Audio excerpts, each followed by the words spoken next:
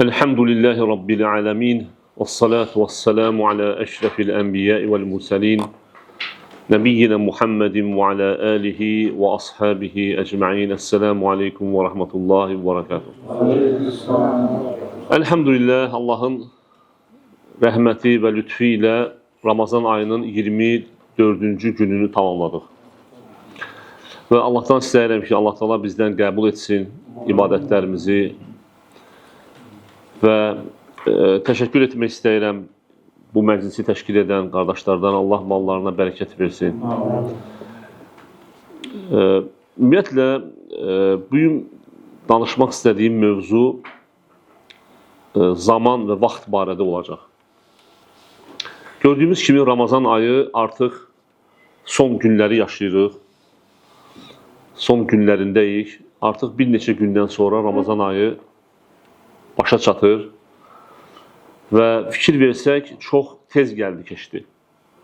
Sanki dünən biz Ramazan ayını qarşılayırdıq, bir-birimizi onun gəlişi ilə bir-birimizi təbrik edirdik. Lakin bugün isə artıq Ramazan ayı ilə vidalaşmağa hazırlaşırıq. Və bu da nəyi göstərir? Və bu da göstərir ki, zamanın tez gəlib keçməsini. Yəni artıq ömrümüzdən daha bir ay keçdi. Və sözsüz ki, kim bu Ramazan ayını ibadətlə, itaətlə keçirdisə, bilsin ki, bu Allahın lütfüdür, Allahın ona mərhəmətidir, Allahın müvəffəqiyyəti ilədir. Lakin kim isə qəflətdə keçirdisə, kim faydalanmadısa, o insan sözsüz ki, o yalnız özünü qınasın, yəni heç kimi qınamasın buna görə. Və bunda da böyük bir ibrət var. Yəni Ramazan ayının belə tez gəlib keçməsində biz nəyi götürürük özümüz üçün, nə ibrət alırıq? İbrət alırıq ki, həyat da belə tez gəlib keçir. Həyat da belədir.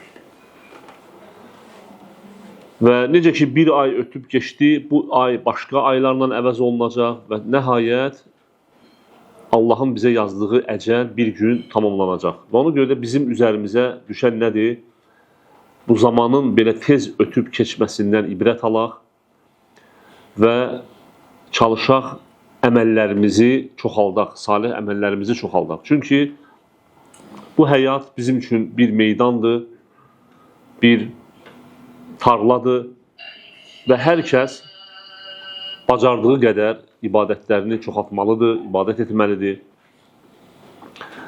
Və necə ki, alimlər qeyd edirlər ki, alimlər bildirirlər ki, insanın, İbn Qeym el-Cevzi qeyd edir bunu, rahiməhullah, deyir ki, insan 3 zamanın arasında yaşayır. Birincisi, keçmiş zaman, gələcək zaman və indiki zaman.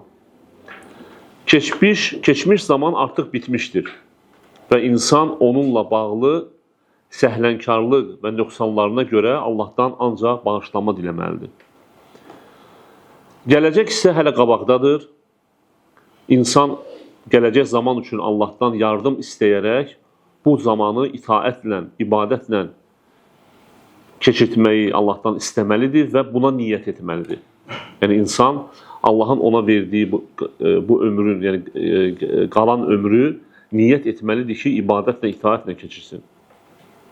Əgər ölüm ona bu zamana çatmağa mane olsa belə, etdiyi səmimi niyyətə görə ona savab yazılar. Yəni əgər insan gələcək həyatını ibadətlə, itaətlə keçirməyə niyyət edərsə, hətta o həmin zamana yaşaya bilməsə belə, yəni ölüm haqlasa onu, niyyətinə görə savab qazanacaq. Hazırki zaman isə insanın əlində olan fürsətdir. Ona görə də insan bu zamanı Allahın itaəti ilə dəyərləndirməlidir. Çünki o da digər zamanlar kimi tezliklə gəlib keçəcəkdir. Həmçinin Uca Allah Quran-ı Kərimdə buyurur ki, həqiqətən göylərin və yerin yaradılışında gecə ilə gündüzün bir-birini əvəz etməsində ağıl sahibləri üçün dəlillər vardır. Yəni biz bu zamanın belə sürətlə ötüb keçməsində nə etməliyik? İbrət almalıyıq. Həmçinin başqa bir ayədən uca Allah buyurur ki, Allah gecə və gündüzü bir-biri ilə əvəz edir. Həqiqətən bunda bəsirət sahibləri üçün ibrət vardır. Və ona görə də Ramazan ayı hələ bitməyib, sayılı günlər qalıb. Bizim üzərimizə düşən bu sayılı günləri, qalan günləri ibadətlə, itaətlə keçirmək. Çünki əməllər sonuna görədir. Necə ki, Peyğəmbərimiz sallallahu aleyhi və səlləm buyurur ki, Əl-əməl bil-xavatim, yəni əməllər sonuna görədir.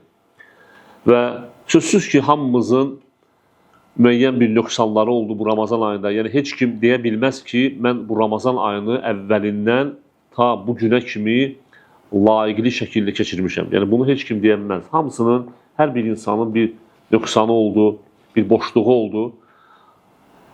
Lakin insan bu boşluğu doldura bilər. Necə? Qalan günləri, yəni Ramazandan yəni az gün qalsa belə, bu günləri çalışmaqla, ibadətlə, itaətlə keçirməklə insan həmin o əvvəlki nöqsanlarını örtə bilər. Və ümumiyyətlə, insan hər bir gününü çalışmalıdır.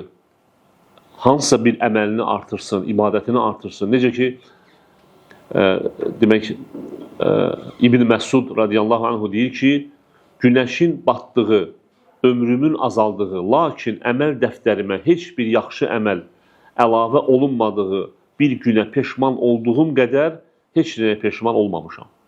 Yəni İbn Məsud deyir ki, mən ən çox peşman olduğum o gündür ki, günəş doğub, həmin gündə mənim ömrüm azalıb, lakin əməl dəftərimə yeni bir salih əməl yazılmayıb. Həmçinin Həsən el-Basri deyir ki, günəşin doğduğu elə bir gün yoxdur ki, o gün səslənib deməsin.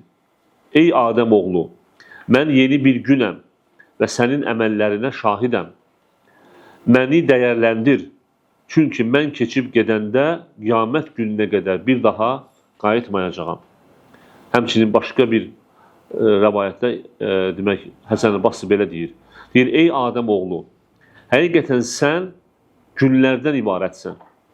Bir gün keçəndə sənin də bir hissən keçib getmiş olur. Yəni, ona görə də insan özü günlərdən, həftələrdən və aylardan ibarətdir. Yəni, bizim də ömrümüzdən artıq bir ay keçir, Ramazan ayı. Əvvəla biz Allaha həmd etməliyik ki, Allah təala bizi müvəffəq elədi bu aya yetişməyə. Və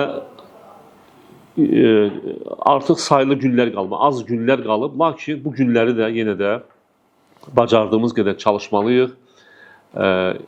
Qədir gecəsi ehtimal olunan gecələr hələ qarşıdadır və yenə də çalışmaq lazımdır. İbadətlə, namazla, Quranla bu günləri keçirək.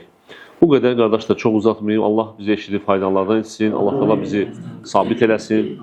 Allah təala bizi Ramazan ayını bağışlanmış qullarından etsin və cənnətə girməyimizə səbəb etsin.